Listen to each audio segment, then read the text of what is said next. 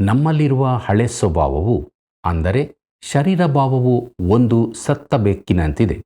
ನಾವು ಬಗ್ಗಿ ಆ ಸತ್ತ ಬೆಕ್ಕನ್ನು ಬಾಲದಿಂದ ಎತ್ತಿ ನಮಗೆ ಎಷ್ಟು ದೂರ ಸಾಧ್ಯವೋ ಅಷ್ಟು ದೂರ ಎಸೆಯಬೇಕು.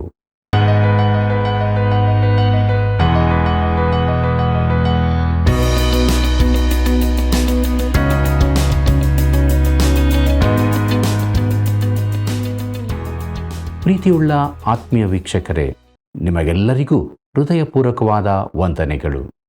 ನಿಮ್ಮ ಆತ್ಮೀಯ ಪ್ರಾರ್ಥನಾ ಪೂರ್ವಕವಾದ ಕರೆಗಳಿಗೆ ಕೃತಜ್ಞತೆಗಳು. ಪ್ರಿಯರೇ, ಹೇಗೆ ನಾವು ದೇವರನ್ನು ಅಪ್ಪಾ ತಂದೆಯೇ ಎಂದು ಕರೆಯಲು ಸಾಧ್ಯ? ದೇವರು ಯಾವಾಗಲೂ ನಮ್ಮ ಸಂಗಡ ಇರುತ್ತಾನೆ. ಈ ಅನುಭವ ನಮಗಾಗಿದೆಯೋ? ಬನ್ನಿರಿ, ದೇವರ ವಾಕ್ಯಗಳ ಅಧ್ಯಯನದ ಮೂಲಕ ಎಲ್ಲವನ್ನು ತಿಳಿದುಕೊಳ್ಳೋಣ. ಆತ್ಮದಲ್ಲಿ ಬಲ ಹೊಂದೋಣ. ದೇವರ ಪ್ರೀತಿಯಲ್ಲಿ ನಾವು ಜೀವಿಸೋಣ. ಜ್ಞಾನವನ್ನು ಪಡೆಯುವವನು ಧನ್ಯನು, ವಿವೇಕವನ್ನು ಸಂಪಾದಿಸುವವನು ಭಾಗ್ಯವಂತನು. ಕರ್ತನಲ್ಲಿ ಪ್ರೀತಿಯುಳ್ಳ ಸಹೋದರ ಸಹೋದರಿಯರೇ, ನಮ್ಮ ರಕ್ಷಕನಾದ ಯೇಸು ಕ್ರಿಸ್ತನ ಅತಿ ಮಹಿಮೆಯ ನಾಮದಲ್ಲಿ ನಿಮ್ಮೆಲ್ಲರಿಗೂ ನನ್ನ ಹೃದಯಪೂರ್ವಕವಾದ ಪ್ರೀತಿಯ ವಂದನೆಗಳು.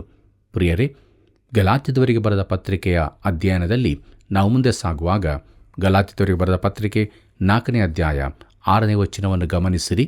ಅಲ್ಲಿ ನಾವು ಹೀಗೆ ನೋಡುತ್ತೇವೆ: ನೀವು ಪುತ್ರರಾಗಿರುವುದರಿಂದ ದೇವರು ಅಪ್ಪಾ ತಂದೆಯೇ ಎಂದು ಕೂಗುವ ತನ್ನ ಮಗನ ಆತ್ಮನನ್ನು ನಮ್ಮ ಹೃದಯಗಳಲ್ಲಿ ಕಳುಹಿಸಿಕೊಟ್ಟನು ಎಂಬುದಾಗಿ. ಪ್ರೀತಿಯುಳ್ಳ ದೇವಜನರೇ, ನೀವು ಪುತ್ರರಾಗಿರುವುದರಿಂದ ಎಂಬುದು ಬಹು ಬಲವಾದ ಹೇಳಿಕೆಯಾಗಿದೆ. ರೋಮಾಪುರದವರಿಗೆ ಬರೆದ ಪತ್ರಿಕೆ 8ನೇ ಅಧ್ಯಾಯ 16ನೇ ವಚನದಲ್ಲಿ ಹೀಗೆ ತಿಳಿಸುತ್ತದೆ: ನಾವು ದೇವರ ಮಕ್ಕಳಾಗಿದ್ದೇವೆ ಎಂಬುದಕ್ಕೆ ಪವಿತ್ರಾತ್ಮನೇ ನಮ್ಮ ಆತ್ಮದೊಂದಿಗೆ ಸಾಕ್ಷಿ ಹೇಳುತ್ತಾನೆ ಎಂಬುದಾಗಿ. ಪ್ರಿಯರೇ, ಪೌಲನು ಸ್ವಲ್ಪ ಹಿಂದಕ್ಕೆ ಇದನ್ನು ವಿವರಿಸಿ ಹೇಳುತ್ತಾನೆ. ರೋಮಾಪುರದವರಿಗೆ ಬರೆದ ಪತ್ರಿಕೆ 8ನೇ ಅಧ್ಯಾಯ 11ನೇ ವಚನದಿಂದ 14ನೇ ವಚನದವರೆಗೆ ಹೀಗೆ ಬರೆದದೆ: ಯೇಸುವನ್ನು ಸತ್ತವರೊಳಗಿಂದ ಜೀವಿತನಾಗಿ ಎಬ್ಬಿಸಿದಾತನ ಆತ್ಮನು ನಿಮ್ಮಲ್ಲಿ ವಾಸವಾಗಿದ್ದರೆ, ಕ್ರಿಸ್ತ ಯೇಸುವನ್ನು ಸತ್ತವರೊಳಗಿಂದ ಎಬ್ಬಿಸಿದಾತನು ನಿಮ್ಮಲ್ಲಿ ವಾಸವಾಗಿರುವ ತನ್ನ ಆತ್ಮನ ಮೂಲಕ ನಿಮ್ಮ ಮರ್ತ್ಯ ದೇಹಗಳನ್ನು ಸಹ ಬದುಕಿಸುವನು. ಹೀಗಿರಲಾಗಿ ಸಹೋದರರೇ, ನಾವು ಹಂಗಿನಲ್ಲಿದ್ದೇವೆ, ಆದರೆ ಪವಿತ್ರಾತ್ಮಾನುಸಾರ ನಡೆಯುವ ಹಂಗಿನಲ್ಲಿದ್ದೇವೇ ಹೊರತು ಶರೀರ ಭಾವವನ್ನು ಅನುಸರಿಸಿ ಬದುಕಬೇಕೆಂಬ ಹಂಗಿನಲ್ಲಿಲ್ಲ. ನೀವು ಶರೀರ ಭಾವವನ್ನು ಅನುಸರಿಸಿ ಬದುಕಿದರೆ ಸಾಯುವುದು ನಿಶ್ಚಯ. ನೀವು ಪವಿತ್ರಾತ್ಮನಿಂದ ದೇಹದ ದುರಭ್ಯಾಸಗಳನ್ನು ನಾಶ ಮಾಡುವುದಾದರೆ ಜೀವಿಸುವಿರಿ. ಯಾರ್ಯಾರು ದೇವರ ಆತ್ಮನಿಂದ ನಡೆಸಿಕೊಳ್ಳುತ್ತಾರೋ ಅವರು ದೇವರ ಮಕ್ಕಳು ಎಂಬುದಾಗಿ. ಪ್ರಿಯ ಸ್ನೇಹಿತನೇ, ನೀನು ದೇವರ ಮಗನಾಗಿರುವುದಾದರೆ ದೇವರ ಆತ್ಮನಿಂದ ನಡೆಸಿಕೊಳ್ಳಲು ಇಷ್ಟಪಡುತ್ತಿ. ನಿನ್ನ ಜೀವಿತದ ಮೇಲೆ ಶರೀರ ಭಾವವು ಜಯಗಳಿಸಬಹುದು, ಆದರೆ ನಿನಗೆ ಅದರಿಂದ ತೃಪ್ತಿ ಸಿಗುವುದಿಲ್ಲ. ಯಾಕೆಂದರೆ ನೀವು ತಿರುಗಿ ಭಯದಲ್ಲಿ ಬೀಳುವ ಹಾಗೆ ದಾಸನ ಭಾವವನ್ನು ಹೊಂದಿದವರಲ್ಲ. ನಾನು ಬದುಕಬೇಕಾದ ರೀತಿ ಬದುಕುತ್ತಿಲ್ಲ. ನಾನು ದೇವರ ಮಗನು ಹೌದೋ ಅಲ್ಲವೋ ಎಂದು ನೀನು ಹೇಳಬೇಕಾಗಿಲ್ಲ. ರೋಮಾಪುರದವರಿಗೆ ಬರೆದ ಪತ್ರಿಕೆ 8ನೇ ಅಧ್ಯಾಯ 15 ಮತ್ತು 16ನೇ ವಚನಗಳನ್ನು ಗಮನಿಸಿರಿ. ನೀವು ಮಗನ ಭಾವವನ್ನು ಹೊಂದಿದವರಾಗಿದ್ದೀರಿ. ಈ ಭಾವದಿಂದ ನಾವು ದೇವರನ್ನು ಅಪ್ಪಾ ತಂದೆಯೇ ಎಂದು ಕೂಗುತ್ತೇವೆ. ನಾವು ದೇವರ ಮಕ್ಕಳಾಗಿದ್ದೇವೆ ಎಂಬುದಕ್ಕೆ ಪವಿತ್ರಾತ್ಮನೇ ನಮ್ಮ ಆತ್ಮದೊಂದಿಗೆ ಸಾಕ್ಷಿ ಹೇಳುತ್ತಾನೆ. ಪ್ರಿಯರೇ, ರೋಮಾಪುರದಲ್ಲಿರುವ ಈ ವಾಕ್ಯ ಭಾಗವು ಸಂಕ್ಷೇಪ ಮಾಡಿರದ ಗಲಾತ್ಯದಲ್ಲಿರುವ ಸಮಾನ ಭಾಗವಾಗಿದೆ. ನೀವು ಅದನ್ನು ಪೂರ್ತಿ ನೋಡಬೇಕೆಂದು ನಾನು ಬಯಸಿದೆ. ಅಪ್ಪ ತಂದೆಯೇ ಎಂಬಲ್ಲಿ ಅಪ್ಪ ಎಂಬುದರ ಮೂಲ ಶಬ್ದವು ಆಂಗ್ಲ ಭಾಷೆಯಲ್ಲಿ ಭಾಷಾಂತರಿಸಿಲ್ಲ. ಯಾಕೆಂದರೆ ಆ ವೃತ್ತಿಯ ಭಾಷಾಂತರಕಾರರು ದೇವರ ವಾಕ್ಯಕ್ಕೆ ವಿಶೇಷ ಗೌರವ ಕೊಡುತ್ತಿದ್ದರು. ಅವರು ಅಬ್ಬಾ ಎಂಬ ಶಬ್ದಕ್ಕೆ ಬಂದಾಗ ಅದು ಅತಿ ನಿಕಟ ಪದವಾದ್ದರಿಂದ ಅವರು ಅದನ್ನು ಭಾಷಾಂತರಿಸದೆ ಹಾಗೆಯೇ ಬಿಟ್ಟರು. ಅದರ ಅರ್ಥ ನನ್ನ ತಂದೆಯೇ ಎಂದಾಗುತ್ತದೆ. ಪ್ರಿಯರೇ, ದೇವರು ನನ್ನ ಅದ್ಭುತನಾದ ಪರಲೋಕದ ತಂದೆಯಾಗಿದ್ದಾನೆ. ಆದರೆ ನಾನು ಆತನನ್ನು ಅಪ್ಪ ಎಂದು ಕರೆಯಲು ಹಿಂಜರಿಯುತ್ತೇನೆ. ಗಲಾತ್ಯದವರಿಗೆ ಬರೆದ ಪತ್ರಿಕೆ 4ನೇ ಅಧ್ಯಾಯ 7ನೇ ವಚನ ಹೀಗೆ ಹೇಳುತ್ತದೆ: ಹೀಗಿರುವಲ್ಲಿ ಇನ್ನು ನೀನು ದಾಸನಲ್ಲ, ಮಗನಾಗಿದ್ದಿ. ಮಗನೆಂದ ಮೇಲೆ ದೇವರ ಮೂಲಕ ಬಾಧ್ಯನೂ ಆಗಿದ್ದಿ ಎಂಬುದಾಗಿ. ಪ್ರೀತಿಯುಳ್ಳ ದೇವಜನರೇ, ದೇವರ ಆತ್ಮನು ದೇವರ ಮಗನಾಗಿರುವ ಅನುಭವವನ್ನು ನಮಗೆ ಕೊಡುತ್ತಾನೆ. ಆದ್ದರಿಂದಲೇ ನಾವು ಸುಮ್ಮನೆ ಬಾಯಲ್ಲಿ ಉಚ್ಚರಿಸದೆ ನಮ್ಮ ತಂದೆಯನ್ನು ಅಪ್ಪ, ತಂದೆಯೇ ಎಂದು ಕೂಗುತ್ತೇವೆ. ಯಾಕಂದರೆ ದೇವರ ಆತ್ಮನು ನಮ್ಮ ಆತ್ಮನೊಂದಿಗೆ ಸಾಕ್ಷಿ ಹೇಳುವವನಾಗಿದ್ದಾನೆ. ಇದು ನಮಗೆ ದೇವರ ಪುತ್ರರಾಗಿರುವ ಅನುಭವವನ್ನು ಕೊಡುತ್ತದೆ. ಪ್ರೀತಿಯುಳ್ಳ ಸಹೋದರ ಸಹೋದರಿಯರೇ, ಇಂತಹ ಅನುಭವ ಪಡೆಯಲು ಇರುವ ಒಂದೇ ಮಾರ್ಗವೆಂದರೆ ಅತ್ಯುನ್ನತ ಮಟ್ಟದ ಪರಿಶುದ್ಧತೆಯನ್ನು ಹೊಂದುವುದು, ಇಲ್ಲವೇ ಪರಿಶುದ್ಧಾತ್ಮನ ದೀಕ್ಷಾಸ್ಥಾನವನ್ನು ಹೊಂದುವುದು ಎಂದು ಅನೇಕರು ನಂಬುತ್ತಾರೆ. ಪ್ರಿಯ ಸ್ನೇಹಿತನೇ, ನೀನು ಈ ಮಟ್ಟಕ್ಕೆ ಏರದಿದ್ದರೆ ನಿನಗೆ ಅನುಭವವೇ ಆಗುವುದಿಲ್ಲ ಎಂದು ಅವರು ಒತ್ತಿ ಹೇಳುತ್ತಾರೆ. ಪ್ರಿಯ ಮಿತ್ರನೇ, ನಾನು ಭರವಸೆ ನೀಡುತ್ತೇನೆ, ನೀನು ಒಬ್ಬ ನೂತನ ವಿಶ್ವಾಸಿ ಅಥವಾ ಬಲಹೀನ ವಿಶ್ವಾಸಿಯಾಗಿದ್ದರೆ ಮೇಲಿನ ಆ ಮಟ್ಟಕ್ಕೆ ಏರದೆಯೂ ದೇವರ ಮಗನಾಗಿರುವ ಅನುಭವ ಪಡೆಯಲು ಸಾಧ್ಯವಿದೆ. ಯಾಕಂದರೆ ಪುತ್ರನ ಪದವಿ ಯೇಸು ಕ್ರಿಸ್ತನ ಮೇಲೆ ನಂಬಿಕೆ ಇಡುವುದರಿಂದ ನಿನಗೆ ದೊರಕುತ್ತದೆ. ಕೆಲವರು ಮೇಲ್ಮಟ್ಟದ ಆತ್ಮೀಕತೆಯನ್ನು ತಲುಪಿದಾಗ ತಾವು ಬೇರೆಯವರಿಗಿಂತ ಮೇಲಿನವರು ಎಂಬ ಭಾವನೆ ತಳೆಯುತ್ತಾರೆ. ಆದರೆ ನಾವು ಯಾವಾಗಲೂ ದೇವರ ಮೂರ್ಖ ಮಕ್ಕಳೇ ಆಗಿರುತ್ತೇವೆ. ನಾವು ಯಾವಾಗಲೂ ಅಜ್ಞಾನ, ಹಠಮಾರಿತನ, ಪಾಪ, ಹೆದರಿಕೆ, ಬಲಹೀನತೆಗಳಿಂದ ತುಂಬಿದವರಾಗಿಯೇ ಇರುತ್ತೇವೆ. ನಾವು ಎಂದಿಗೂ ಅದ್ಭುತವಾಗಿರುವುದಿಲ್ಲ, ಆದರೆ ಆತನು ಅದ್ಭುತನಾದವನು. ಕರ್ತನಾದ ಯೇಸು ಅದ್ಭುತನಾದವನು ಮತ್ತು ಆತನಲ್ಲಿ ನಂಬಿಕೆ ಇಡುವಾಗ ನಮಗೆ ಅನುಭವವಾಗುತ್ತದೆ. ನಾನು ಇಂತಹ ಅನುಭವದಲ್ಲಿ ನಂಬುವವನು. ಈ ದಿನಗಳಲ್ಲಿ ಅನೇಕರಿಗೆ ದೇವರೊಂದಿಗೆ ಅನುಭವವಾಗಬೇಕಾಗಿದೆ. ಪ್ರೀತಿಯುಳ್ಳ ದೇವಜನರೇ, ಈ ದೇಶದ ಶ್ರೇಷ್ಠ ಪ್ರಸಂಗಿಗಳಲ್ಲಿ ಒಬ್ಬರಾದ ಪಾಲ್ ರಾಡರ್ ಎಂಬವರು ಕೆಲವು ವಿಶೇಷ ಮಾತುಗಳನ್ನು ಹೇಳಿದ್ದಾರೆ. ಒಂದು ಸಲ ವೇದಿಕೆಯ ಮೇಲಿಂದ ಅವರು ಹೀಗೆ ಹೇಳಿದರು: ನನ್ನಲ್ಲಿ ನಿನ್ನಲ್ಲಿ ಇರುವ ಹಳೇ ಸ್ವಭಾವವು ಒಂದು ಸತ್ತ ಬೆಕ್ಕಿನಂತಿದೆ. ನೀವು ಮಾಡಬೇಕಾದದ್ದೇನೆಂದರೆ ಬಗ್ಗಿ ಆ ಸತ್ತ ಬೆಕ್ಕನ್ನು ಬಾಲದಿಂದ ಎತ್ತಿ ನಿಮಗೆ ಎಷ್ಟು ದೂರ ಸಾಧ್ಯವೋ ಅಷ್ಟು ದೂರ ಎಸೆಯಿರಿ ಎಂದು. ಪ್ರಿಯರೇ, ನಾನು ಅದಕ್ಕೆ ಸಮ್ಮತಿ ಸೂಚಿಸುತ್ತೇನೆ. ನನ್ನ ಹಳೇ ಸ್ವಭಾವವನ್ನು ನಾನು ಕಳಕೊಂಡರೆ ಒಳ್ಳೆಯದು. ಈ ವ್ಯಕ್ತಿ ಹೀಗೆ ಪ್ರಸಂಗಿಸಿದ್ದನ್ನು ಡಾಕ್ಟರ್ ಶೆಫರ್ ಒಂದು ಸಲ ಕೇಳಿ ಅವರೊಂದಿಗೆ ಹೀಗೆ ಹೇಳಿದರು: ಪೌಲ್, ನೀನು ಒಂದು ವಿಚಾರ ಮರೆತಿದ್ದಿ. ಹಳೇ ಸತ್ತ ಬೆಕ್ಕಿಗೆ 9 ಜೀವಗಳಿವೆಯಲ್ಲ, ನೀನು ಅದನ್ನು ಬಿಸಾಡಿದರೆ ನಾಳೆ ಪುನಃ ಜೀವದಿಂದ ಬರುತ್ತದಲ್ಲ ಎಂದು.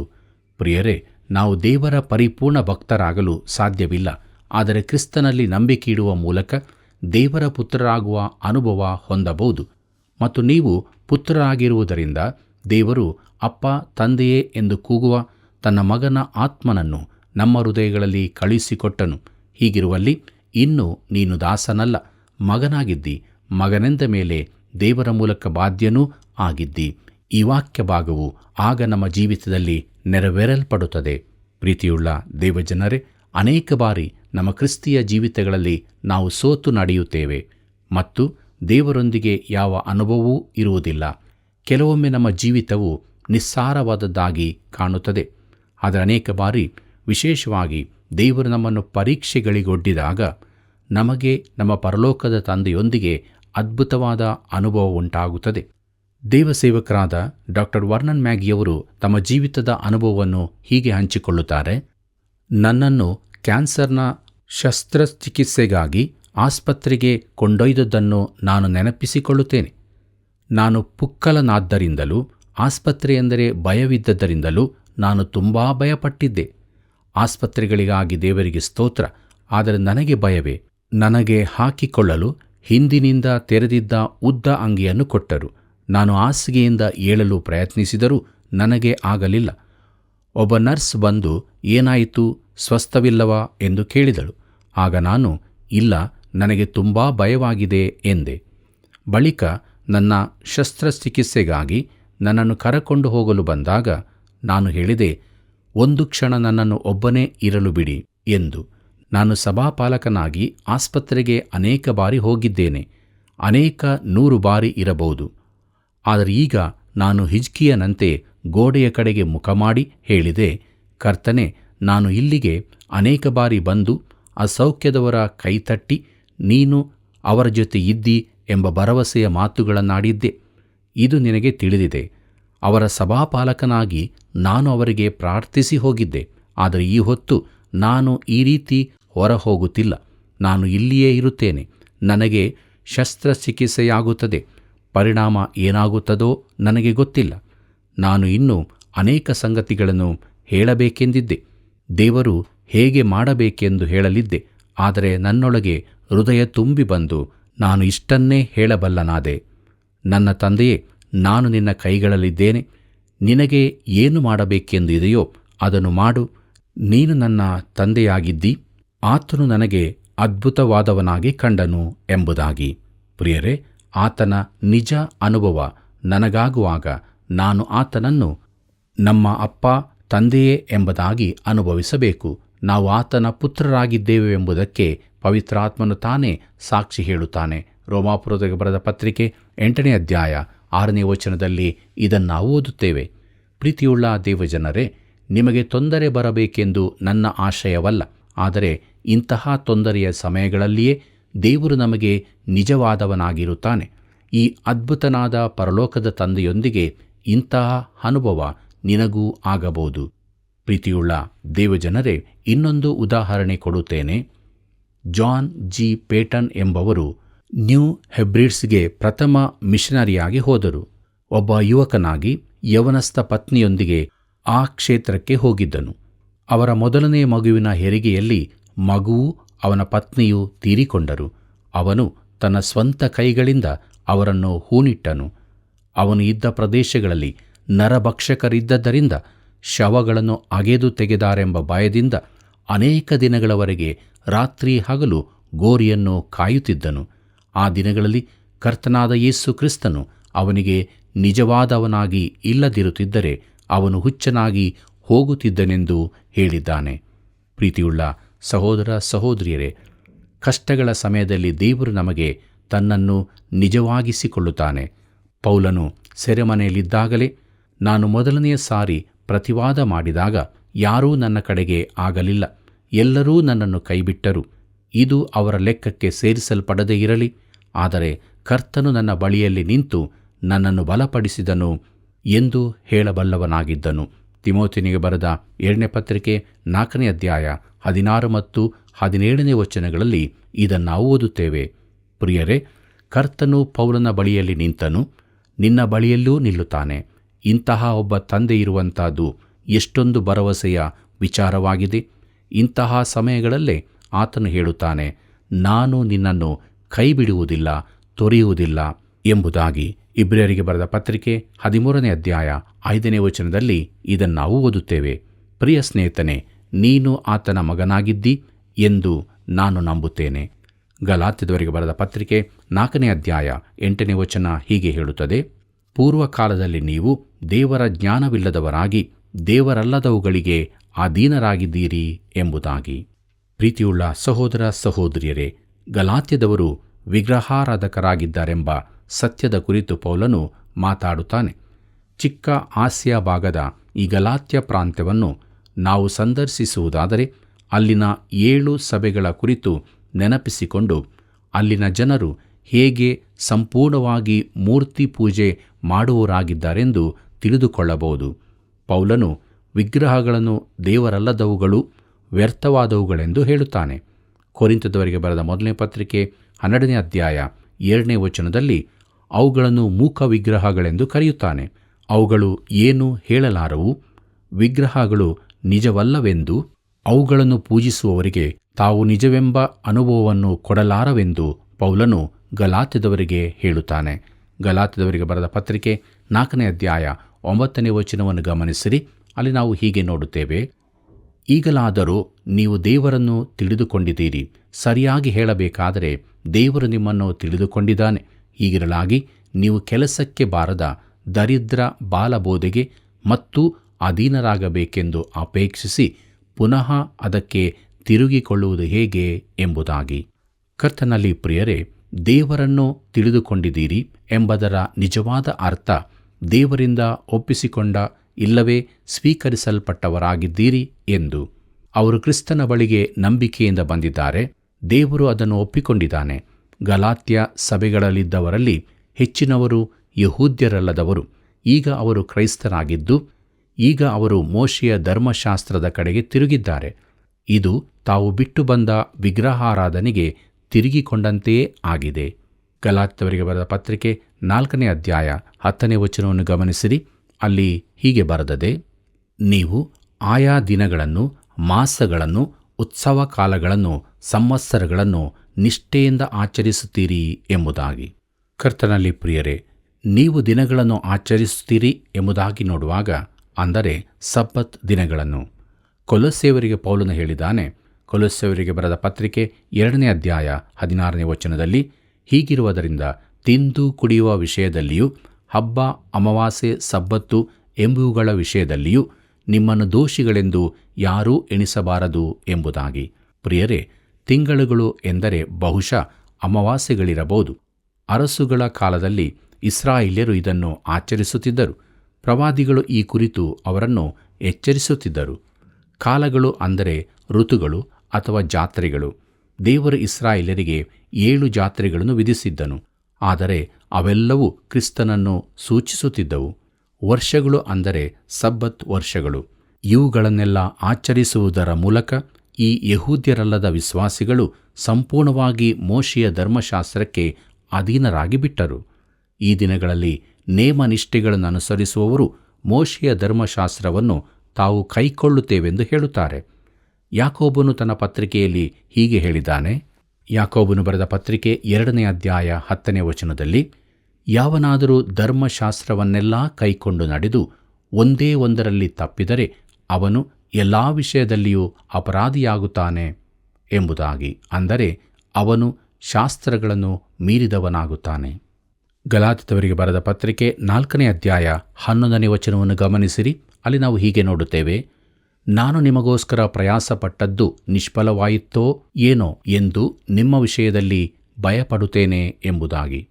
ಪ್ರೀತಿಯುಳ್ಳ ದೇವಜನರೇ, ತಾನು ಅವರ ನಡುವೆ ಸುಮ್ಮನೆ ಕಾಲ ಕಳೆದೆನೆಂದು ನೆನೆಸುವುದಾಗಿ ಪೌಲನು ಒಳ್ಳೆ ರೀತಿಯಲ್ಲಿ ಅವರಿಗೆ ತಿಳಿಸುತ್ತಾನೆ. ಅವರು ಕೃಪೆಯಿಂದ ರಕ್ಷಿಸಲ್ಪಟ್ಟವರಾಗಿರುವುದರಿಂದ ಅವರು ಧರ್ಮಶಾಸ್ತ್ರಕ್ಕೆ ತಿರುಗಿಕೊಳ್ಳುವುದೆಂದರೆ ತಮ್ಮ ಹಿಂದಿನ ವಿಗ್ರಹಾರಾಧನೆಗೆ ತಿರುಗಿಕೊಂಡಂತೆಯೇ. ಅವರು ದೇವರನ್ನು ತಿಳಿದುಕೊಂಡದ್ದು ಮೋಶೆಯ ಧರ್ಮಶಾಸ್ತ್ರದ ಮುಖಾಂತರವಲ್ಲ, ಆದರೆ ಕ್ರಿಸ್ತ ಯೇಸುವಿನ ಮೇಲಿನ ನಂಬಿಕೆಯಿಂದಲೇ ಎಂಬುದನ್ನು ಪೌಲನು ಅವರಿಗೆ ಜ್ಞಾಪಿಸುತ್ತಾನೆ. ಈಗ ನಾವು ಹೊಸ ವೈಯಕ್ತಿಕ ವಿಭಾಗಕ್ಕೆ ಬಂದಿದ್ದೇವೆ. ವಚನ 12ರಿಂದ 18. ಪ್ರಿಯರೇ, ಪೌಲನು ಬಹು ವಿನಯವಾಗಿ ಈ ಮಾತುಗಳನ್ನು ಇಲ್ಲಿ ಸೇರಿಸುತ್ತಾನೆ. ಗಲಾತ್ಯದವರಿಗೆ ಬರೆದ ಪತ್ರಿಕೆ 4ನೇ ಅಧ್ಯಾಯ 12ನೇ ವಚನ ಹೀಗೆ ಹೇಳುತ್ತದೆ, ಸಹೋದರರೇ, ನಾನು ನಿಮ್ಮ ಹಾಗೆ ಆದದ್ದರಿಂದ ನೀವು ನನ್ನ ಹಾಗೆ ಆಗಬೇಕೆಂದು ನಿಮ್ಮನ್ನು ಬೇಡಿಕೊಳ್ಳುತ್ತೇನೆ. ನೀವು ನನಗೇನು ಅನ್ಯಾಯ ಮಾಡಲಿಲ್ಲ ಎಂಬುದಾಗಿ. ಪ್ರೀತಿಯುಳ್ಳ ದೇವಜನರೇ, ನೀವು ನನ್ನ ಹಾಗೆ ಆಗಬೇಕು ಎಂಬುದಾಗಿ ನೋಡುವಾಗ ಗಲಾತ್ಯದವರು ಸುಳ್ಳು ಬೋಧಕರ ಮಾತುಗಳಿಗೆ ಕಿವಿಗೊಡುತ್ತಿದ್ದರು ಮತ್ತು ಪೌಲನು ಸತ್ಯವನ್ನು ಹೇಳಿದ್ದರಿಂದ ಅವನನ್ನು ಒಬ್ಬ ಶತ್ರುವಿನಂತೆ ನೋಡುತ್ತಿದ್ದರು. ಪೌಲನು ಹೇಳುತ್ತಿದ್ದಾನೆ, ನಾವೆಲ್ಲರೂ ಒಂದೇ ಸ್ಥಿತಿಯಲ್ಲಿ ಇದ್ದವರಾಗಿದ್ದೇವೆ. ನಾವೆಲ್ಲರೂ ವಿಶ್ವಾಸಿಗಳು, ಎಲ್ಲರೂ ಕ್ರಿಸ್ತನ ದೇಹಕ್ಕೆ ಸೇರಿದವರಾಗಿದ್ದೇವೆ. ಆದ್ದರಿಂದ ನಾವು ಒಬ್ಬರಿಗೊಬ್ಬರು ವಿನಯಶೀಲರಾಗಿರಬೇಕು. ಗಲಾತ್ಯದವರಿಗೆ ಬರೆದ ಪತ್ರಿಕೆ 4ನೇ ಅಧ್ಯಾಯ 13ನೇ ವಚನ ಹೀಗೆ ಹೇಳುತ್ತದೆ, ನನ್ನ ಶರೀರಕ್ಕೆ ಅಸೌಖ್ಯವಿದ್ದರಿಂದ ನಾನು ನಿಮ್ಮಲ್ಲಿದ್ದು ಮೊದಲನೆಯ ಸರ್ತಿ ನಿಮಗೆ ಸುವಾರ್ತೆ ಸಾರಿದ್ದನ್ನು ನೀವು ಬಲ್ಲಿರಿ ಎಂಬುದಾಗಿ. ಪ್ರೀತಿಯುಳ್ಳ ದೇವಜನರೇ, ಪೌಲನು ತನ್ನ ಶರೀರದ ಅಸೌಖ್ಯದ ನಿಮಿತ್ತವಾಗಿ ಅವರನ್ನು ಬೇಡಿಕೊಳ್ಳುತ್ತಾನೆ. ಈ ಅಸೌಖ್ಯ ಏನಾಗಿತ್ತು? ಗಲಾತ್ಯದವರಿಗೆ ಬರೆದ ಪತ್ರಿಕೆ 4ನೇ ಅಧ್ಯಾಯ 14ನೇ ವಚನವನ್ನು ಗಮನಿಸಿರಿ. ಅಲ್ಲಿ ಹೀಗೆ ನೋಡುತ್ತೇವೆ, ನನ್ನ ಶರೀರದಲ್ಲಿ ನಿಮ್ಮ ಬೇಸರಿಕೆಗೆ ಆಸ್ಪದವಾದದ್ದನ್ನು ನೀವು ಹೀನೈಸಲಿಲ್ಲ, ಓಕರಿಸಲಿಲ್ಲ. ನನ್ನನ್ನು ದೇವದೂತನಂತೆ ಕ್ರಿಸ್ತ ಯೇಸುವಿನಲ್ಲಿ ಸೇರಿಸಿಕೊಂಡಿರಿ ಎಂಬುದಾಗಿ. ಕರ್ತನಲ್ಲಿ ಪ್ರಿಯರೇ, ನನ್ನ ಶರೀರದಲ್ಲಿ ಬೇಸರಿಕೆಗೆ ಆಸ್ಪದವಾದದ್ದು ಅಂದರೆ ಪರಿಶೋಧನೆ. ಬೇರೊಂದು ಕಡೆಯಲ್ಲಿ ಅದನ್ನು ಶರೀರಕ್ಕೆ ನಾಟಿದ ಮುಳ್ಳು ಎಂದು ಕರೆಯುತ್ತಾರೆ. ಪ್ರೀತಿಯುಳ್ಳ ದೇವಜನರೇ, ಕೊನೆಯದಾಗಿ ನಾವು ಗಲಾತ್ಯದವರಿಗೆ ಬರೆದ ಪತ್ರಿಕೆ 4ನೇ ಅಧ್ಯಾಯ 15ನೇ ವಚನವನ್ನು ಗಮನಿಸಿರಿ. ಅಲ್ಲಿ ನಾವು ಹೀಗೆ ನೋಡುತ್ತೇವೆ, ಆಗ ನಿಮಗೆ ಶುಭವಾಯಿತೆಂದು ನೀವು ಅಂದುಕೊಂಡಿರಲ್ಲ. ಆ ಶುಭವು ಎಲ್ಲಿಗೆ ಹೋಯಿತು? ಸಾಧ್ಯವಾದರೆ ನಿಮ್ಮ ಕಣ್ಣುಗಳನ್ನಾದರೂ ಕಿತ್ತು ನನಗೆ ಕೊಡುತ್ತಿದ್ದೀರೆಂದು ನಿಮ್ಮನ್ನು ಕುರಿತು ಸಾಕ್ಷಿ ಹೇಳುತ್ತೇನೆ ಎಂಬುದಾಗಿ. ಪ್ರೀತಿಯುಳ್ಳ ದೇವಜನರೇ, ಪೌಲನ ಶರೀರದ ಮುಳ್ಳು ಬಹುಶಃ ಯಾವುದೋ ಒಂದು ಕಣ್ಣಿನ ತೊಂದರೆಯಾಗಿದ್ದು ಅದು ಅವನನ್ನು ಅಸಹ್ಯವಾಗಿ ಕಾಣುವಂತೆ ಮಾಡಿದ್ದಿರಬೇಕು. ಕಾಲಿನ ತೊಂದರೆಯಾಗಿರುತ್ತಿದ್ದರೆ ತಮ್ಮ ಕಣ್ಣನ್ನಾದರೂ ಕಿತ್ತು ಕೊಡುತ್ತಿದ್ದರೆಂಬ ಮಾತು ಬರುತ್ತಿರಲಿಲ್ಲ. ಬಹುಶಃ ಆ ದೇಶದಲ್ಲಿ ಸಾಮಾನ್ಯವಾಗಿದ್ದ ಒಂದು ಕಣ್ಣಿನ ರೋಗ ಅದಾಗಿದ್ದು ಅದರಿಂದ ಅಸಹ್ಯಕರವಾಗಿರಬಹುದೆಂದು ನಾವು ಯೋಚಿಸಬಹುದು. ಪೌಲನು ಹೇಳುತ್ತಾನೆ, ನೀವು ಅದನ್ನು ಲಕ್ಷ್ಯ ಮಾಡದೆ ನನ್ನನ್ನು ಅದ್ಭುತವಾಗಿ ಸೇರಿಸಿಕೊಂಡು ನಾನು ನಿಮಗೆ ಸುವಾರ್ತೆ ಸಾರುವುದಕ್ಕೆ ಅನುವು ಮಾಡಿದಿರಿ ಎಂಬುದಾಗಿ. ಪ್ರೀತಿಯುಳ್ಳ ದೇವಜನರೇ, ದೇವರು ಕೊಟ್ಟಂಥ ನಮ್ಮ ಜೀವಿತದಲ್ಲಿ ನಾವು ಯಾವುದೇ ಸ್ಥಿತಿಯಲ್ಲಿದ್ದರೂ ಕೂಡ ದೇವರನ್ನು ಆತುಕೊಂಡು ಆತನ ಬಲದಿಂದ ತುಂಬಿದವರಾಗಿ ಜೀವಿಸುವುದಾದರೆ ನಮ್ಮೆಲ್ಲ ಬಲಹೀನತೆಯಲ್ಲಿ ಆತನು ನಮಗೆ ಸಹಾಯಕನಾಗಿದ್ದುಕೊಂಡು ಕೈ ಹಿಡಿದು ನಡೆಸುತ್ತಾನೆ. ಇತರರಿಗೆ ಕೂಡ ನಾವು ಕ್ರಿಸ್ತನನ್ನು ಪ್ರಚುರಪಡಿಸುವುದಕ್ಕೆ ಸಾಧ್ಯವಾಗುತ್ತದೆ. ಇಂಥ ಜೀವಿತವನ್ನು ಜೀವಿಸುವುದಕ್ಕೆ ದೇವರು ತಾನೇ ನಮಗೆ ಸಹಾಯ ಮಾಡಿ ನಡೆಸಲಿ. ಕರ್ತನ ಕೃಪೆಯು ಸದಾ ನಿಮ್ಮ ಸಂಗಡ ಇರಲಿ.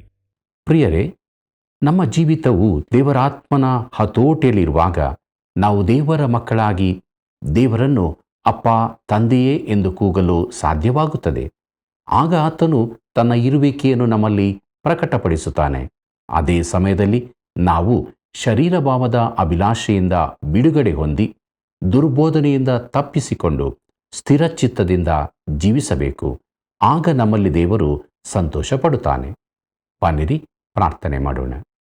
ಪ್ರಿಯ ರಕ್ಷಕನಾದ ಯೇಸು ಸ್ವಾಮಿಯಲ್ಲಿ ತಂದೆಯಾದ ದೇವರೇ, ನಿನ್ನ ಜೀವವುಳ್ಳ ವಾಕ್ಯದ ಮೂಲಕವಾಗಿ ನೀನು ನಮ್ಮ ಸಂಗಡ ಮಾತನಾಡಿದಕ್ಕಾಗಿ ನಿನಗೆ ಸ್ತೋತ್ರ.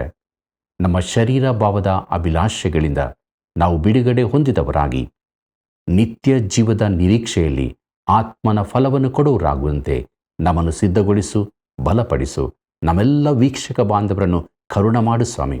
ಅವರ ಕಷ್ಟ, ಸಮಸ್ಯೆ, ಕಣ್ಣೀರು, ಬೇನೆ ಬೇಸರಗಳಿಂದ ಬಿಡುಗಡೆಯನ್ನು ಕೊಟ್ಟು ಆತ್ಮಭರಿತರಾಗಿ ಜೀವಿಸುವಂತೆ ಸಹಾಯ ಮಾಡು.